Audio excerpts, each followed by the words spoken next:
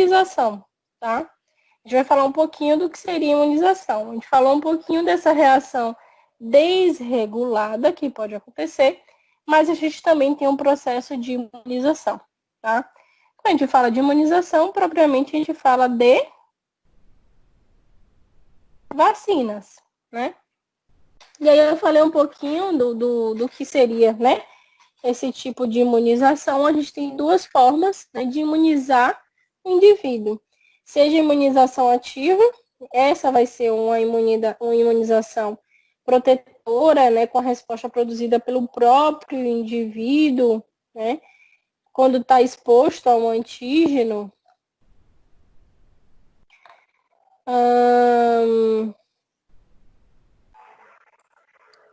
Além disso, né, a gente tem a imunização passiva, que é quando a gente vai doar, né, componentes para o indivíduo, né, como, por exemplo, quando eu dou um soro, né, e nesse soro vai ter produzido, vai ter em quantidades, o anticorpos, né, de um determinado animal, ou então produzido em outra pessoa, e eu dou para aquela pessoa para poder ajudar na imunização.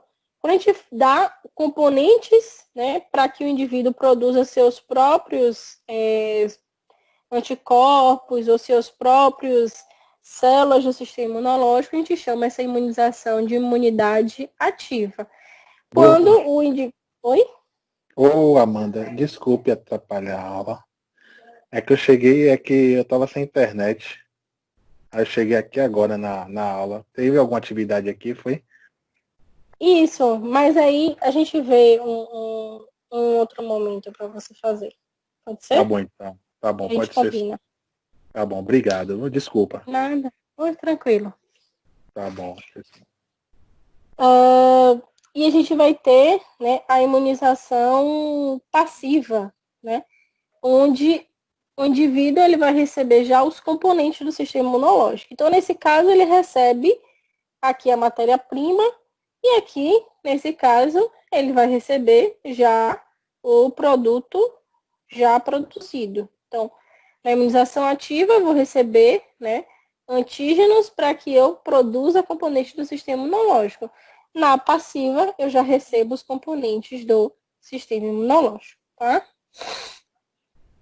Então, aqui um exemplo esquemático, a gente vê aqui, né, uma vacina, ou no momento que o indivíduo tem contato com o micro-organismo, ele pode passar a ser imunizado, ele pode gerar imunidade duradoura, vai produzir componentes do sistema imunológico, células, anticorpos, e se gerou imunidade adaptativa, vai ter especificidade, vai ter memória, tá?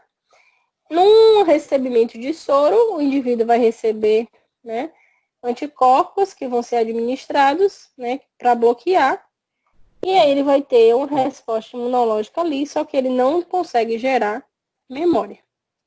Então, exemplo, né, desses soros, como são produzidos, a gente tem em larga escala sendo produzido soro antiofídico no nosso Instituto Butantan. E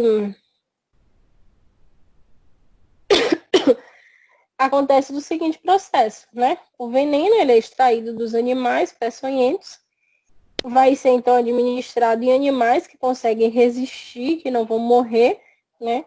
No momento que tem contato. Depois, anticorpos são produzidos nesses animais e é extraído, né, o sangue total e depois se separa em dois componentes, né, que a gente já viu, né, quando a gente vai ter o componente que é o que chama de plasma, né, ou soro lá, dependendo da forma que a gente separou ou que coletou esse sangue. E aí, separando esse componente, eu vou ter lá, né, diferentes anticorpos ali presentes. Professora, essa daí é a imunização ativa ou passiva? Aqui seria passiva. Não, peraí. Deixa eu deixar mais claro, peraí. No animal, é ativa, né? Mas quando a gente for receber isso aqui, é passiva. Sim. Tá? Entendi. É porque eu Então, no respondi caso, assim de cara. todas as vacinas então, que a gente toma, que são obrigatórias para a gente, então, seria imunização passiva. Não, a vacina seria imunização ativa. Mas, por exemplo, se você foi para a mata e foi picado por uma cobra, e você volta correndo para aqui e vai para o hospital. Qual é o nome do hospital, meu Deus? Que é lá no Cabula. Não sei. Roberto Santos. Roberto Roberto Santos, Santos. né? É o Roberto Santos, que ele é o hospital mais especializado, que tem todo, né, todos os tipos de soro antiofídico, né, sabe como lidar com pacientes que foram intoxicados por veneno, eles têm essa especialização muito boa lá nesse hospital, tá? Então, no momento que você foi picado, que você vai lá ser direcionado para o Hospital Roberto Santos, eles vão administrar em você um soro. Aí seria a imunização passiva. Mas no momento que Professora, você é vacinado, é imunização sim. ativa. Fábio, pode perguntar. No caso das vacinas, não tem algumas vacinas que elas são feitas com o vírus ativo? Isso, eu vou falar delas ainda hoje. Mas Tá? aí, né, por isso que essa é a minha dúvida, porque eu achei que vacina seria uma imunização passiva, exatamente por ela ser feita com, no caso, um vírus ativo. Eu acho que você está confundindo os coisas, só para ficar mais claro, né? O que a gente chama de ativo, né? Não é o componente em si, é o que eu recebo, tá? Deixa eu ver se eu falando de outra forma fica mais claro, tá? Por exemplo, se eu recebo um vírus, mesmo o vírus atenuado, o vírus ativo, o vírus com um adjuvante, eu vou estar recebendo o micro-organismo, né? De variadas formas. Ou um pedacinho do micro-organismo, como eu vou falar, que é um tipo de vacinação, mas tudo é componente do micro-organismo. Concorda comigo? Tá? Então você recebeu componentes do micro-organismo de variadas formas, que é o que eu vou falar um pouquinho mais lá para frente, que eu vou falar dos tipos de vacinação, tá? Isso que você recebe são, eu tentei trocar em miúdos, que seria uma matéria-prima, né? Mas que seria o quê? Coisas para o seu sistema imunológico trabalhar. Você recebeu uma partícula do vírus, ou você recebeu o vírus atenuado, o vírus ativo, seja lá da forma que ele está, mas você recebeu o vírus. Então, você vai desafiar o seu sistema imunológico a produzir anticorpos, a produzir células para aquele vírus. Então, você vai fazer com que o seu sistema imunológico esteja ativo naquele momento. Então, aquilo ali é o que a gente chama de imunidade ou imunização ativa, porque o seu sistema imunológico trabalhou para produzir algo. E para ele trabalhar, você precisa dar alguma coisa para ele reconhecer, ativar todos aqueles mecanismos que a gente viu, né, na disciplina, e chegue num ponto final de produzir anticorpos, né, e células. Certo? Sim. Já na Entendi. passiva, né, o que você recebe já é o produto, já é coisas que o sistema imunológico produziu, né? Você vai receber anticorpos, como acontece aqui no momento que a gente recebe o soro que foi produzido no cavalo, tá? Quem foi de forma ativa? O cavalo. Tirou o soro do cavalo e a gente recebe o soro dele. A gente que está recebendo vai ser uma imunização passiva. Mas ele que recebeu o veneno, né, que foi alguma coisa que desafiou o sistema imunológico, nele vai ser ativo. Ficou mais claro? Ficou. E o que é uma vacina, né? Que é o que a gente mais ou menos definiu agora. Ela vai ser um componente, né, que vai estimular a resposta imunológica protetora, né, do hospedeiro para combater o agente invasor. Para a gente estimular aquela resposta que a gente falou, né, secundária, quando a gente falou de imunidade adaptativa. Ou seja, eu não vou esperar, né, um momento ainda de ativar, de produzir células de memória. Quando eu me vacino, eu já garanto as minhas células de memória, eu já garanto com que eu possa, né, gerar componentes de memória ali, que eu possa gerar aqueles componentes do sistema imunológico e então, né, ativar e produzir anticorpos, célula de memória, esses anticorpos fiquem circulantes e que sejam importantes, né, e que sejam neutralizantes, né, no sentido de que ele se ligue a moléculas do micro-organismo que não deixam ele entrar na célula. Tudo isso é o que a gente busca numa vacina, tá?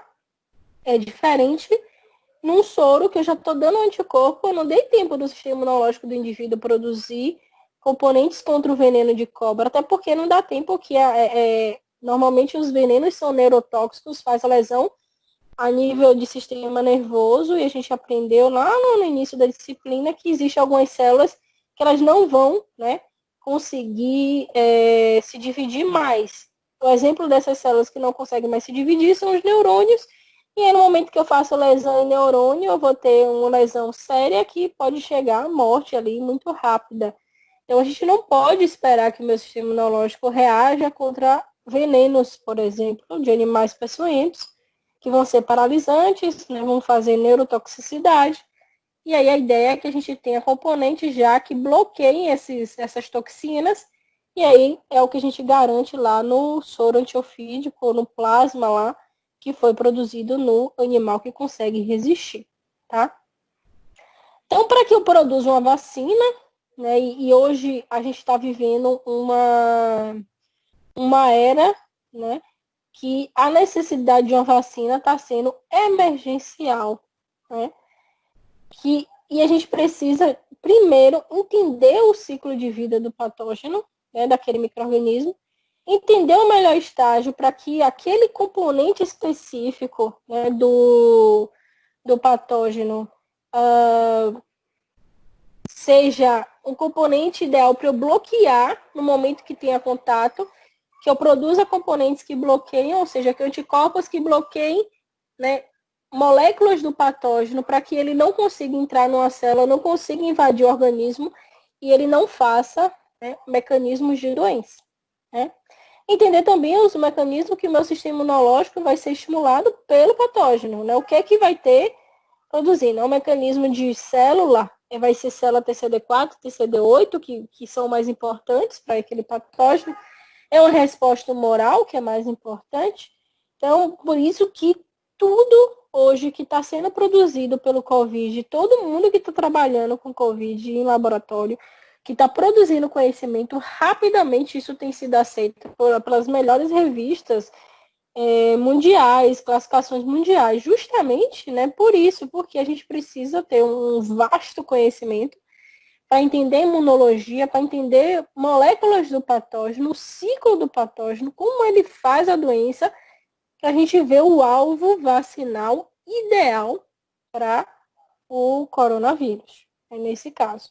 As outras vacinas que a gente tem, né, e eu estava lendo, né, e até me cadastrei no site da Oxford, que parece que é a vacina que tem mais possibilidade de ter efetividade até então, né? E eu vi as notícias, eu não sei se é realmente verdade, que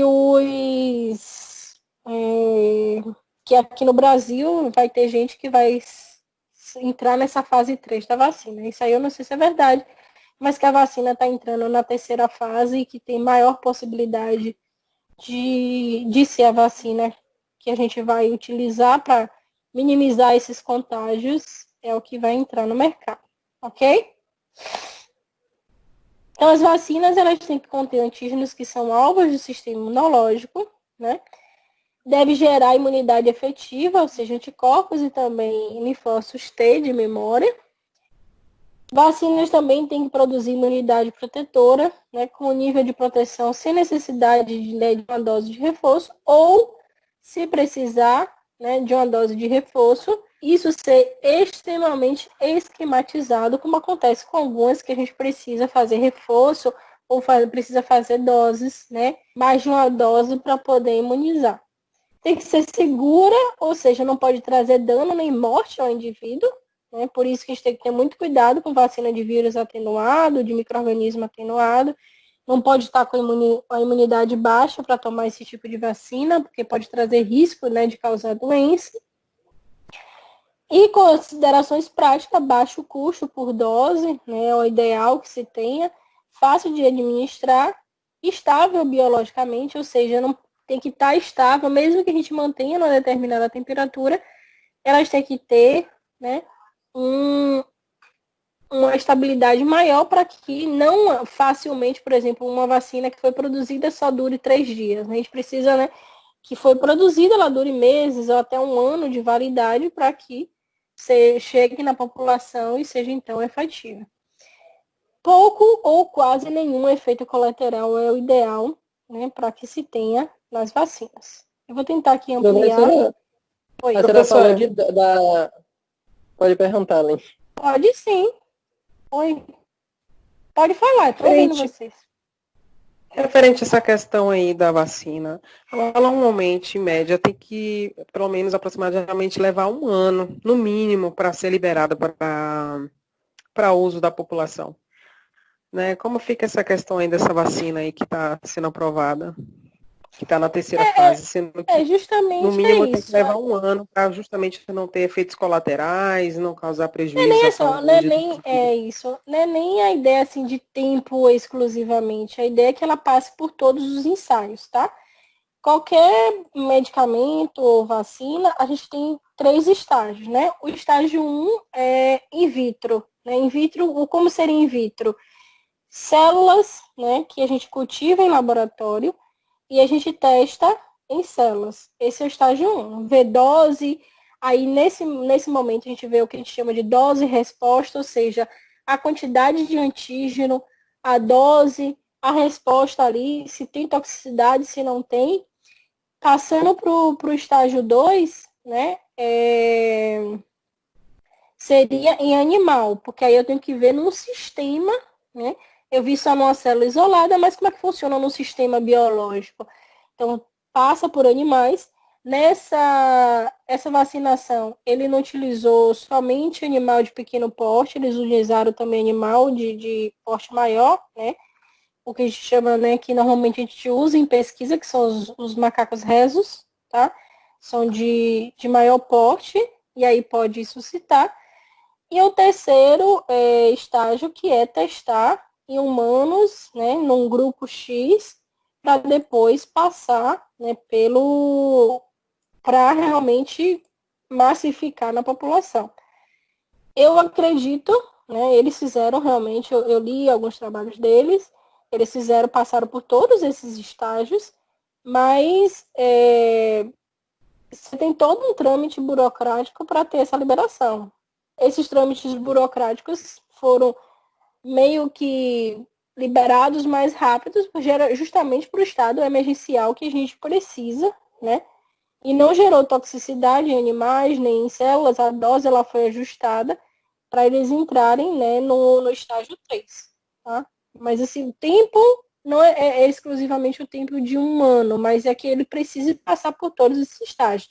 Mas isso a gente precisa de dinheiro, de pessoas trabalhando, né? E como é um estágio emergencial, as pessoas não estão parando de trabalhar, né, em cima disso aí. Se realmente ainda vai chegar, isso que eu estou falando, eu não sei se realmente está no estágio 3, se vai chegar aqui no Brasil ou em outros locais, né, se está ainda nesse estágio 3, mas tem a grande possibilidade dela ser sim um alvo para a nossa avaliação. É porque é o estágio emergencial. Né? Então, todo o trâmite burocrático foi, como é que eu posso dizer, liberado mais rápido. Né? Porque, às vezes, esses estudos eles demoram muito mais tempo por causa da burocracia. Muito mais do que os ensaios, né, em laboratório em si. Tá? Certo? Certo, professora. Jadson? A minha dúvida era a questão referente às vacinas, porque tem algumas para gripe mesmo, que a senhora falou ali que não podia causar doenças. E algumas pessoas, quando tomam para gripe, acabam ficando gripado, tipo... A vacina da gripe, ela tem alguns probleminhas, né? Primeiro, a questão da vacina da gripe é que ela não tem uma cobertura de 100% de, como eu posso dizer, de proteção, tá? Cerca de 40% de quem vacinou, ele vai realmente ser protegido. Além de, como você falou, dos efeitos colaterais que são, né, mais elevados, tá? Então, não é que, na verdade, a pessoa ela fique gripada. Ela tem o que a gente chama de síndrome gripal. Ela não ficou gripada, mas ela começa a desenvolver todos os sintomas, né? Como efeitos colaterais da vacina. Né? Então, é a questão do indivíduo, né? A gente tem que fazer, no caso da vacina da gripe, uma autoavaliação, né? Se é um indivíduo que fica muito doente, né? Meu marido, ele fica muito doente com a vacina da gripe. Muito doente mesmo. Ele não toma mais, né? Porque é uma questão da exacerbação da resposta imunológica dele. Então, é melhor ele ter contato com o vírus que está circulante ali no ano do que ele ficar, porque ele fica muito ruim mesmo, né? Então, é uma questão da gente pesar, né, o que realmente vale, né? Mas, por exemplo, o indivíduo idoso, que tem contato com uma população muito grande, ele quando ficar gripado, ele vai ficar muito ruim, ele não tem nenhuma sintomatologia, ele não tem os sintomas colaterais com a gripe, né? Então, ele é um indivíduo que toma. Então, é uma vacina que tem problema, porque anualmente a gente tem que estar trocando os componentes da vacina, porque anualmente a gente tem um vírus circulante, né, para gripe. Então, por isso que todo ano a gente vacina e a gente não consegue ter como é que eu posso dizer? Uma resposta muito boa, né, em relação à vacina da gripe. Não tem. Respondi sua pergunta? Respondeu. É porque é controverso mesmo, né? Tem uma galera da imunologia que acha que tem que tomar, outra galera que acha que não toma, que não vale a pena por causa da cobertura. É bem controversa mesmo essa vacina da gripe. De verdade, tá? Professor, então aí no caso não é a imunidade da pessoa que está baixa, né? Não é, são os efeitos mesmo da vacina. Minha vacina, ela é característica de eu ficava mal. Aí eu parei então, de tomar. assim, no seu caso, eu também acho que não vale a pena tomar. Por 40% de possibilidade de imunização para ficar realmente bastante doente, não vale a pena, não. Sinceramente. Né? E eu defendo extremamente vacina, mas a vacina da gripe, ela é realmente muito controversa. Então, indivíduos que ficam muito doentes, eu acho que não vale a pena ele vacinar. Não vale. Tá? Então, vamos lá, tá? A gente tem um calendário vacinal que já até citou, que a gente tem o calendário de vacinas obrigatórias que a gente tem que ter. E a gente vai ter, né, separado por idades, né? Isso são as vacinas que o SUS fornece, tá, gente? Tem algumas vacinas que a mais que a gente pode tomar, sem ser as que o SUS fornece, e que está dentro, né, do estatuto da criança e do adolescente, ou seja, nos primeiros anos de vida, até 10 anos, né, até os 18 anos, né, que ainda é criança e adolescente, é obrigatório, né, que as crianças sejam vacinadas, né? Não tem essa possibilidade. Isso é passível até de... como é o nome do... Conselho tutelar, né?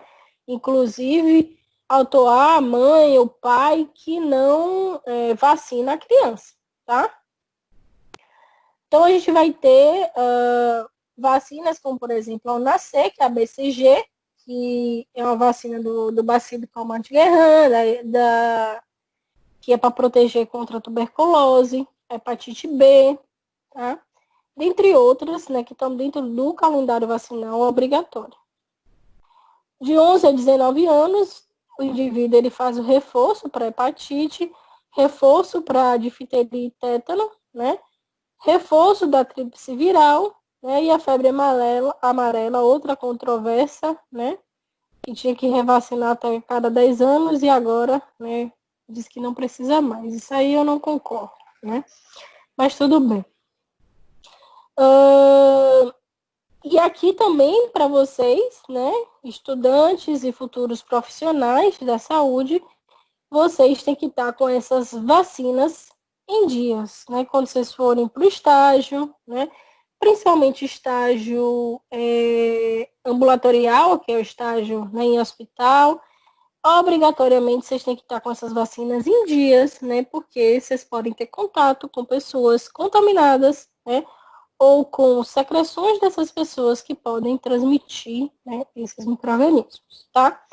Então, hepatite B, né? O vírus da hepatite B, a difteria e tétano, que são vacinas de toxoides de bactéria, a febre amarela, né? E a tríplice viral, tá? No adulto, a gente continua vacinando, porque a gente vacina a cada 10 anos de hepatite B, de tríplice viral, de DT, que é difteria e tétano, e também febre amarela, que saiu do calendário vacinal. Até 60 anos também o indivíduo vai tomar influenza sazonal, que é o que a gente falou agora, né? Febre amarela, ADT, né? Pneumocócica pode se fazer novamente no idoso, e hepatite B. No Brasil, a gente tem algumas vacinas que são produzidas, né, lá pela Fiocruz, Biomanguinhos, a gente tem a tríplice viral, que é produzida, né, pela Fiocruz do Rio, Biomanguinhos, a da poliomielite, que é o que a gente toma quando é criança, né, a vacina, né, por hemófilos, a meningocócica, do tipo C, febre amarela também é produzida. A de toxoide, por exemplo, ela pode ser produzida pelo Instituto Butantan, né? E a gente vai ter, né, também a BCG, por outros, né, que nem o Instituto Butantan, nem o Biomanguinhos, a gente tem uma outra empresa que faz essa produção aqui no Brasil, a hepatite B, e a raiva também é produzida pelo Instituto Butantan. Como é que vai acontecer no nosso sistema imunológico? A partir da forma de inoculação dessa vacina, seja lá aqui na pele, né, as vacinas que são subcutâneas, a gente vai injetar, né, ou micro-organismo atenuado, ou micro-organismo vivo ali, né, ou então partículas do micro-organismo, vai então estimular, né, células de memória, o linfócito B, esse linfócito B se transforma em plasmócito, produzindo anticorpos, também vou estimular tanto o linfócito TCD4 quanto o TCD8, gerando aqui células de memória, e aí o indivíduo consegue, então, se imunizar. A gente divide essas vacinas, né, a partir do tipo, né? A gente vai ter vacinas de organismo atenuado, né? Por exemplo, os vírus, né? Ele vai estar vivo, mas ele não vai ser patogênico, ou seja, ele vai estar de forma atenuada, né? Uma forma onde ele não consiga fazer a doença. A gente também pode ter vacinas de vírus morto, né? Ou de micro-organismo, de forma geral, né? Morto ou inativado, né? Aqui ele vai estar atenuado, ou seja, o vírus está vivo, né? Mas ele não tem a possibilidade de causar doença. Exemplos dessas vacinas é a febre amarela, que é para vírus, né? A rubéola é vírus, sarampo, cachumba, catapora, e a tuberculose, que é causada por uma bactéria e também é de bactéria atenuada, né? Ela vai estar viva, né? A bactéria que causa a tuberculose. A de organismo inativado, a gente vai ter, né? Para qualquer luxe, para gripe, né? Raiva, né, são as de vírus, né, morto, e as que são produzidas a partir de toxinas que as bactérias produzem, a gente vai ter, por exemplo, a difteria e tétano, tá? A gente tem uma bactéria que a gente chama de Clostridium tetani, que é a que vai produzir toxinas, né, do tétano, e esse Clostridium tetani, né, produzindo essa toxina, essa toxina que ele produz, né, que é a toxina do tétano, ela vai deixar nossas células do sistema nervoso de uma forma, né, contraída, e também o músculo extremamente contraído, né, gerando, né, essa patologia. Então, a ideia é que a gente use componentes, e agora não é nem a bactéria, é um componente da bactéria que é o mais prejudicial no organismo, que são essas toxinas produzidas por ela, tá? A gente também pode ter o que a gente chama de vacinas de subunidades, que seria, por exemplo, a vacina para hepatite B, né? Na hepatite B, a gente não vai usar o vírus nem atenuado, nem morto, a gente vai usar uma única partícula, né, uma subunidade da estrutura viral, né, que é uma proteína que a gente chama de HBS, que é que vai ter lá no vírus da hepatite B, e é uma proteína importante para que o vírus consiga infectar as nossas células. Então, se utiliza somente essa partícula justamente para no momento que você tem contato com o vírus da hepatite B, você já tem anticorpos neutralizantes, que são aqueles que bloqueiam, né, essa proteína da hepatite, gerando então, né, uma imunização, evitando que o vírus faça a doença. Algumas conjugadas, né, normalmente quando a gente vai ter junto com a vacina, o que a gente chama, né, de adjuvante, né? E o adjuvante nada mais vai ser algo que vai ajudar, que vai potencializar a ação daquela vacina, ou seja, algo que vai, junto com a vacina, também estimular o sistema imunológico. Então, veio o micro-organismo atenuado, ou então partes do micro-organismo, como pode acontecer, junto com o adjuvante, ele faz com que mais rapidamente, né, o nosso sistema imunológico ele entenda que aquilo ali é para ser apresentado, estimular células de memória, produzir anticorpos, e então, né, gerar uma resposta duradoura, né, e de memória. Então, a soroprevalência, quando a gente fala, o indivíduo ele conseguiu, né, ter uma soroprevalência de 40%, que é o que eu falei lá da vacina da gripe, né, 40%, ou seja, 40% da população ela consegue imunizar e consegue gerar uma soroprevalência. O que seria essa soroprevalência? Justamente esse componente. O indivíduo teve contato com a vacina, conseguiu produzir anticorpos, células de memória, e ele então, né, conseguiu, né, positivar e ser imunizado. Muita gente não sabe, mas, por exemplo, a vacina da hepatite tem cerca de 5% da população que não imuniza, né? Ela tem 95% de efetividade, né? E acontece que alguns indivíduos eles não conseguem gerar soroprevalência. Eu estou, né, dentro desses 5%, eu já retomei, né, a vacina da hepatite B, e eu não consigo gerar soroprevalência. Aí é um problema do meu sistema imunológico. Acho que eu já até citei isso aqui com vocês, né? Então, eu já tomei a primeira dose, a segunda dose, né? Depois a terceira dose, que é com 6 meses, e eu não consigo gerar anticorpos anti-HBS, que seriam aqueles anticorpos contra a proteína do vírus da hepatite B, né? Então, tendo esses 5%, isso pode acontecer lá na vacinação da hepatite B. Sendo, então, indivíduos negativos, que são aqueles que não conseguem produzir anticorpos para aquele determinado antígeno. Ok, gente? Ok. Ok. Temos que lembrar que todas as A gente ainda tem o conteúdo de câncer, né? Que seria a última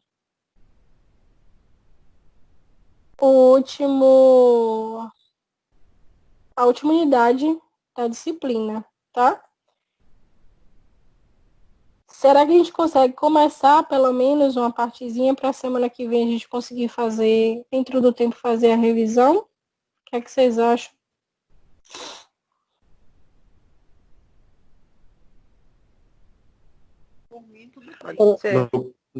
No caso, começaria hoje, né? Eu não vou conseguir concluir, mas pelo menos ver a primeira partezinha, né, da teoria, né, de neoplasia, e aí a gente finalizaria semana que vem e eu ainda conseguiria ter tempo para fazer uma revisãozinha. E, assim, outra coisa que quem não estava na aula, eu avisei, né, deixa eu colocar aqui no portal. O Amanda, eu consegui fazer a prova, você teria como, viu? Tá, Tem peraí. algum problema? Não, Tá bom. ok.